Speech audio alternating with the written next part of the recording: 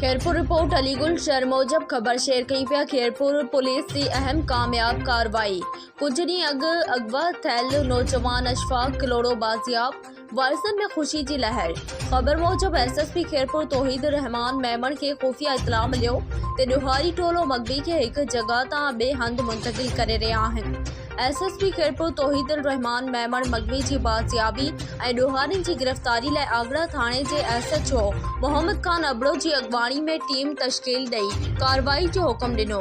जंहिं बाद SHO Agra Mohammad Khan Abro police team सां गॾिजी आगरा के कच्चे वारे इलाइक़े में एक पुराने ऐं बंद पियल जगह ते छापो हणी कुछ ॾींहं अॻु आगरा थाने की हद मां मुबैना अगवा थई वियल नौजवान अशफाक किलोड़ो के बाहिफ़ाज़त बाज़ियाब कराए वरितो। जॾहिं तो ॾोहारिन मौके तां फरार थियण में कामयाब थी विया। होॾा बाज़ियाब थियल नौजवान जे वारिसन में खुशी की लहर छाइजी वई, जिन खैरपुर पुलिस जा थोरा मञा।